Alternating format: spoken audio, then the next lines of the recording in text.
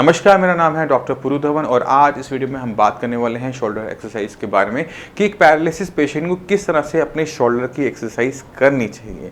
सबसे पहले समझने वाली बात है कि शोल्डर जॉइंट कैसा है। अक्सर हम एक पैरालिसिस पेशेंट में एक कॉमन दिक्कत देख रहे होते हैं कि शोल्डर और यहाँ पर एक गैप तैयार हो जाता है ना, कि यहाँ पे गड्ढा सा बनना शुरू होता है। पेशेंट आते हैं, देखो सर यहाँ पे गड्ढा हो गया, ये मेरा ना कंधा निकल गया। तो सबसे पहले जानने वाली ये बात है कि ये गड्ढा, ये जो गैप आप देख रहे हो, इससे आपने डरना नहीं है। आपके कंधे को, आपकी इस बाजू को यहाँ चिपकाए रखने के लिए यहाँ पे मांसपेशी है ना, देखो आप छू के देखो, यहाँ पे आपको मोटा मोटा महसूस होगा ना, इससे आप हिलाओगे देखोगे यही मांसपेशी इसको ऊपर नीचे हिला रही है। अब पैरालिसिस पेशेंट में क्या होता है कि मसल रिलैक्स ज़्यादा हो जाती हैं, तो ये जो छोटी मसल है ये थोड़ी सी लंबी हो जाती है, खिसक जाती है, क्योंकि मसल तो काम नहीं कर रही, उसमें जो टोन है, उसमें जो खिंचाव है, जो उसमें स्ट्रेंथ है, वो ढीली पड़ जाती है। तो होता ही ये है कि ये जॉइंट थोड़ा सा खिसक जाता है और यहाँ पे गैप बन जाता है। ये उतरा हुआ कंधा नहीं होता, ये खिसका हुआ कंधा होता है। खिसकना और उतरने में फ़र्क होता है। अगर आपका शोल्डर डिसलोकेट हो जाए, उतर जाए, तो आप बिल्कुल इसको अप डाउन बिल्कुल नहीं कर पाएंगे। ऐसा करेंगे तो बहुत दर्द होगा, क्योंकि आपकी ये शोल्डर का समझो कि ये यहाँ पर हड्डी के ऊपर ऐसे बॉल गुंबद सा बना होता है, बॉल सी बनी होती है और एक सॉकेट में जा रही होती है और आपका कंधा इस तरह से मूव कर रहा होता है, हड्डी इसमें मूव कर रही होती है। अब अगर ये हड्डी निकल के इसके बाहर आ जाएगी तो आप इसे हिला पाओगे? नहीं हिला पाओगे ना, ये इसी में ढीली हो जाती है, थोड़ा सा बाहर आता है, इस तरह से बाहर आता है, गैप तैयार हो जाता है, जिसकी वजह से आपको ऊपर यहाँ पर देखोगे, ध्यान से देखोगे तो एक गड्ढा सा महसूस होता है। बस दैट्स इट। ये निकल के बाहर नहीं आया, ये गड्ढे के अंदर ही है, बट थोड़ा सा ढीला हो गया है। जैसे दरवाजे का कब्जा ढीला पड़ जाता है, वैसे कुछ है। तो इसको समझो कि ये डिसलोकेशन नहीं होती। अगर होती तो बहुत सीवियर पेन होगा शोल्डर के अंदर, जो कि अनबेरेबल होता है। तो डिसलोकेशन नहीं है, खिसका हुआ कंधा है। अब इस शोल्डर की हमने एक्सरसाइज तो करनी है। अक्सर पेशेंट इसकी वजह से एक्सरसाइज नहीं करता कि मेरा कंधा तो उतरा हुआ है, मुझे दर्द होगा। तो आपने इसकी एक्सरसाइज इस तरह से करनी होती है कि ये अपनी जगह भी ले ले और आपके कंधे में मूवमेंट आनी शुरू होता है। मगर सबसे पहले शुरुआत करते हैं लकवे को समझने से कि लकवे में, पैरालिसिस में आपके साथ एक्चुअल में हुआ क्या है। क्या आपके कंधे की मांसपेशियां खराब हुई हैं या फिर कहीं और दिक्कत है? क्योंकि जब हमें पैरालिसिस हुआ था, हम जब डॉक्टर के पास गए थे तो डॉक्टर ने ब्रेन का MRI करवाया था, कंधे का नहीं करवाया था। तो हम इसे समझने की कोशिश करते हैं। तो जब पैरालिसिस है, लकवा है, उसके जो सबसे बड़ा कारण क्या होता है? दिमाग के अंदर खून का थक्का आना या दिमाग के अंदर किसी नस का फट जाना। अब ये जो दिमाग के अंदर खून का थक्का किस हिस्से में आया था, दिमाग के किस हिस्से में आया था, उस पर डिपेंड करता है कि लकवे में आपको किस हिस्से का काम करना नहीं मिलेगा। अगर आपका खून का थक्का लेफ्ट साइड आया तो राइट साइड का हाथ पैर बंद होंगे, अगर राइट साइड आया तो लेफ्ट साइड के आपके हाथ पैर बंद होंगे। तो अपनी रिपोर्टें निकालो और उसमें देखो, वहाँ पे लिखा होगा राइट और आपका लेफ्ट काम नहीं कर रहा होगा, वहाँ लिखा होगा लेफ्ट और आपका राइट काम नहीं कर रहा होगा। तो कहने का मतलब ये है कि ब्रेन को नुकसान होने की वजह से, ब्रेन का वो हिस्सा जो आपके हाथ पैर को चलाता था, उसको नुकसान पहुँचने की वजह से आपको पैरालिसिस हुआ है, आपका हाथ पैर नहीं चल रहा। अब अगर मैं चाहता हूँ कि मेरा हाथ पैर चले तो मुझे अपने ब्रेन पे काम करना पड़ता है, ब्रेन के जो नुकसान है उसकी भरपाई करनी पड़ती है। क्योंकि जब आपको पैरालिसिस हुआ था, क्लॉट आया था, तो पहले 3-4 घंटे बहुत इंपॉर्टेंट होते हैं। इन 3-4 घंटे के अंदर अगर वो क्लॉट निकल जाता है तो पैरालिसिस के जो सिम्टम है बहुत थोड़े से आते हैं। मगर अगर ये 3-4 घंटे में सही ट्रीटमेंट ना मिल पाए तो ब्रेन को परमानेंट टाइप का डैमेज होता है। इस परमानेंट टाइप का डैमेज होने की वजह से हमारे हाथ पैर की फंक्शनिंग खराब हो जाती है, हाथ पैर नहीं चलना शुरू होते हैं। अब सवाल ये उठा है कि इसे किस तरह से हम चालू कर सकते हैं, किस तरह से हम ब्रेन को ठीक करते हुए अपने हाथ पैर को ठीक कर सकते हैं। तो ब्रेन को एक टेलीफोन एक्सचेंज की तरह समझो कि वो बहुत सारे काम एक साथ कर रहा होता है। हर अंग से देख भी रहा है, बोल भी रहा है, सुन भी रहा है, हाथ भी चल रहे हैं, पैर भी चल रहे हैं, दिल भी चल रहा है, हमारे लंग्स भी चल रहे हैं, हम सांस भी ले रहे हैं, हमारा खाना भी पच रहा है। ये सब कौन कर रहा है? हमारा ब्रेन कर रहा है। इसी वजह से जो हमारा ब्रेन होता है उसको मास्टर ऑर्गन कहते हैं, क्योंकि इसके बिना कुछ भी पॉसिबल नहीं है।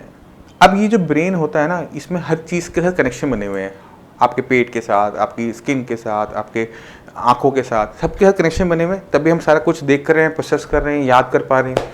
अब ब्रेन के अंदर एक हिस्से को नुकसान पहुंचा जो आपके हाथ पैर को चला रहा था। अब हमारे हाथ पैर को चलाने वाले जिस हिस्से को नुकसान पहुंचा, अब बाकी हिस्सा तो हमारा ठीक है, बाकी काम तो हम कर पा रहे हैं। तो जो हम बाकी काम कर पा रहे हैं उन हिस्सों से हमें मदद लेनी पड़ती है। जैसे अगर मान लो मेरे पास पैसे कम है तो मैं अपने दोस्तों के पास जाऊँगा, कहूँगा कि मुझे थोड़ा थोड़ा पैसे दे दो, मैं अपना जो काम है, जो अपने घर चलाना है, मैं चला लूँगा। ब्रेन भी बिल्कुल इसी तरीके से काम करता है। ब्रेन के जिस हिस्से को नुकसान पहुंचा, वो जो काम करता था वो अपने पड़ोसियों से कहता कि प्लीज़ मेरा ये काम कर दो, प्लीज़ मेरा ये काम कर दो। मगर ये प्लीज़ मेरा काम कर दो हम उसे कैसे बताते हैं कि आपने कहना है, वो कैसे करवाए, उसे ज़रूरत कैसे लगे। क्योंकि जब तक आपको ज़रूरत नहीं होती आप मांगोगे नहीं, है ना। आपके घर में पहले से पैदा हुआ तो आप किसी से मांगोगे नहीं ना।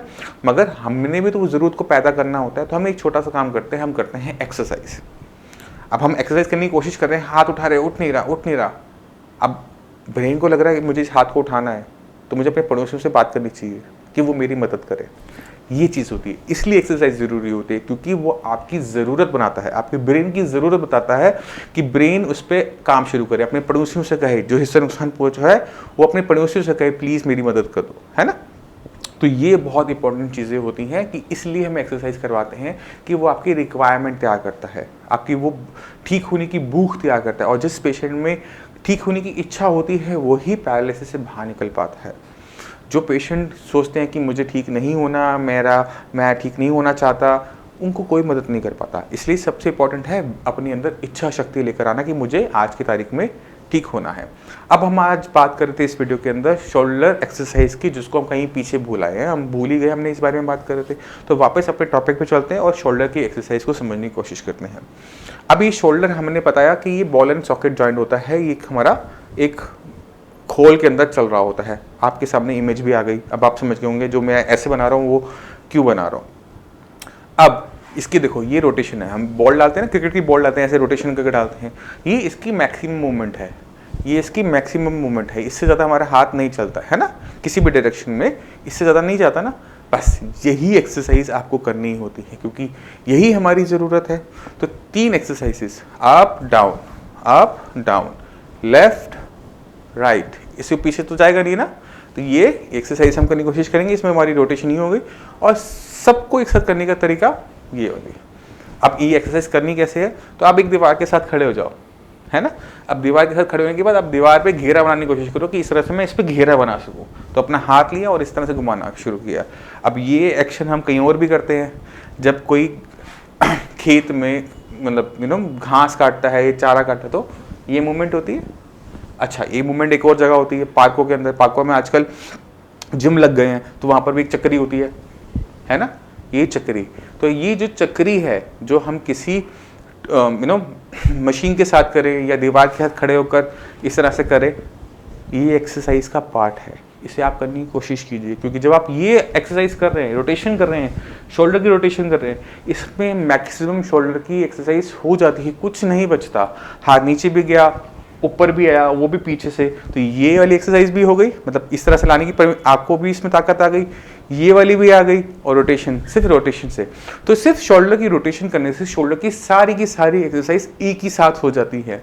हमें उन्हें छोटे छोटे हिस्सों में करने की ज़रूरत नहीं है। तो दिन में अगर 15 मिनट सुबह, 15 मिनट शाम को सिर्फ हम शोल्डर की रोटेशन भी करते हैं, तो भी पैरालिसिस पेशेंट के अंदर शोल्डर की सारी दिक्कतें सॉल्व होनी शुरू हो जाती है। जो गैप आ गया है, जो गड्ढा बन गया है, वो भी जाना शुरू कर देता है। मगर ये तब शुरू हो पाता है जब हम अपने ब्रेन पे काम करना शुरू करते हैं, क्योंकि इसके लिए ज़रूरत पड़ती है थोड़ी सी हेल्प की। अब मैं चाहता हूँ कि आप कुछ पैरालिसिस पेशेंट से मिलो, क्योंकि उनकी कंडीशन भी आपकी जैसी थी, अब नहीं है। उन्होंने कैसे किया ठीक अपने आप को, जब उनको सुनोगे ना, समझोगे, आपको समझ में आएगा कि आपका दर्द अकेला आपका नहीं है, आपके साथ बहुत सारे ऐसे पेशेंट हैं। और किस तरह से हमने उनकी मदद की आप वो भी समझ जाओगे, और किस तरह से आपने अपनी मदद करनी है आप वो भी समझ जाओगे। नमस्कार, मेरा नाम है डॉक्टर पुरु धवन और आज हमारे पास एक पेशेंट ऐसे हैं जिनको क्लॉट आया था राइट साइड में, राइट साइड ब्रेन में क्लॉट आने की वजह से इनका left side of body paralyse हो गया था। कंडीशन कुछ ऐसी थी कि जब हमारे पास आए तो चल तो लेते थे, मगर हाथ की जो फिंगर्स थी वो बिल्कुल क्लॉ फॉर्म में थी, बिल्कुल मुड़ी हुई थी, खुलती हुई थी और हाथ उठता नहीं था।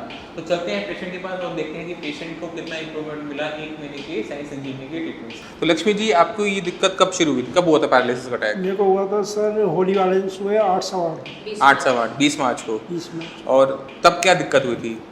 तब सर मैं आके सिर्फ काम पे से 8 बजे आके 8:15 बजे खड़ा हुआ था, सिर्फ चाय पी थी मैंने। अच्छा। चाय पीने के बाद मेरे हाथ में और पैर में एकदम सरसराहट सी महसूस हुई। मैं ये चाय लेके आई थी, मैंने चाय पी थी। मैंने उनसे कहा, मेरे को कुछ अजीब सा महसूस हो रहा है। तो मेरे से बोली क्या हुआ? मैंने कहा मेरे को कुछ अजीब सा महसूस हो रहा है। मैंने कहा मेरे हाथ पर पैर में चींटियाँ से चल रही हैं। अच्छा तो इतनी देर में तो मैं लड़खड़ा के गिर पड़ा था। अच्छा। तो इन्होंने संभाल लिया। मेरा बेटा था, मेरी बेटी थी, हम दोनों घर। तो स्कूटर पर बैठा के मुझे RML ले गए थे। तो वहाँ जाके मेरा ट्रीटमेंट चला था 4 दिन। उसके बाद उन्होंने मेरे को डिस्चार्ज कर दिया। तो जब वहाँ से आए तो क्या कंडीशन थी? उस समय तो मैं मैं लेफ्ट हैंड साइड पूरी अनकॉन्शियस थी, कोई मतलब मेरे फेस वगैरह पे, आँख वगैरह पे पूरा लेफ्ट साइड हो चुका था। वॉइस भी चली गई। अच्छा, और जब साइंस इंजीनियरिंग में आए तो क्या कंडीशन थी? साइंस इंजीनियरिंग में जब आया तो मैं चल तो रहा था, मगर मेरा हाथ काम नहीं कर रहा था। हाथ की क्या कंडीशन थी, थोड़ा सा बताओ। हाथ की मेरी कंडीशन, हाथ मेरा पहले इतना उठता था और मुड़ा रहता था। और मुड़ा रहता था। कैसे मुड़ा रहता था? फिंगर मेरी ऐसे मुड़ी रहती थी। अच्छा, अब पूरा हाथ उठाओ। अब ऊपर अब लेके मेरा जाओ। हाथ ऊपर उठता है और फिंगर मेरी सीधी हो सीधी गई। हो गई। अब चीज़ों को पकड़ने में दिक्कत तो नहीं होती? नहीं पकड़ो, पेन उठाओ उल्टे हाथ से। पहले कर पाते थे इसको? है नहीं, पहले नहीं पहले नहीं कर पाते थे। अब कितने टाइम में ये हुआ? 1 मंथ से। 1 महीने के अंदर ही सारा सुधार हुआ। तो आपने खुद देखा कि पेशेंट के अंदर वो चेंजेस जो चाहिए होती हैं, जो उसकी इम्प्रूवमेंट रुक जाती है, वो शुरुआत करने के लिए हमें हाथ पैर की मसल्स पे काम नहीं करना पड़ता, हमेशा पेशेंट की ब्रेन पे काम करना पड़ता है, क्योंकि वहीं पर क्लॉट आया था, वहीं पर डैमेज हुआ। जब तक हम ब्रेन पे काम नहीं करते, पेशेंट के हाथ पैर में कभी भी पावर नहीं आती। जो रुकी हुई इम्प्रूवमेंट थी, जो रुक गई थी, जो हाथ में मूवमेंट नहीं थी, उंगलियां मोड़ी गई थी, वो सिर्फ 1 मंथ के ट्रीटमेंट में पेशेंट की कंडीशन कुछ ऑलमोस्ट नॉर्मलाइज हो गई है। अभी 1 महीना हुआ है, अभी हम थोड़ा सा और आगे चलेंगे, 2-3 महीने का कोर्स करेंगे, उसके बाद मुझे नहीं लगता कि आपको और ट्रीटमेंट लेने की जरूरत पड़ेगी। डॉक्टर साहब मुझे कोई दिक्कत नहीं, मैं 6 महीने की दवाई खा लूँगा, मगर मुझे सही होना। अच्छा, ठीक है। चलिए, इतना लंबा तो नहीं जाएगा आपका, क्योंकि काफ़ी अच्छी इंप्रूवमेंट हो चुकी है। जितनी इंप्रूवमेंट इस महीने आई है, इतनी अगली महीने आ जाएगी, तो आप ऑलमोस्ट हो चुके होगे। अभी सुनने में आया आप बाइक से आए हो, बाइक चलाकर आए हो। पिछले महीने बाइक चलाते थे? नहीं चलाता नहीं, बेटे के साथ में। बेटा मेरा कितने टाइम के बाद आपने बाइक चलाई है? 4 महीने। 4 महीने बाद। ठीक है। इनमें बहुत तेज़ी से बहुत अच्छी इंप्रूवमेंट आने का एक रीज़न ये भी है कि इनकी जो डैमेज हुआ था उसको भी बहुत ज़्यादा टाइम नहीं हुआ था। अगर ये पेशेंट 6 मंथ के बाद आता तो उसमें इंप्रूवमेंट धीरे धीरे होती, क्योंकि ये अपने उस टाइम के अंदर आए जब ब्रेन के अंदर डेवलपमेंट हो रही होती है, तो ज़रा सा भी हम उसको पुश करते हैं तो वो तेज़ी से इंप्रूवमेंट दिखा देता है। तो देखा, पैरालिसिस को हराना बहुत आसान काम है, बस ज़रूरत होती है सही रास्ते की। एक बार आपको रास्ता सही मिल जाता है, फिर ज़रूरत होती है उस पर दौड़ने की, कि अब मैं इसको जीत के रहूँगा। तो आप पैरालिसिस को हरा सकते हैं अगर आप सही तरीके से सही कदम उठाते हैं।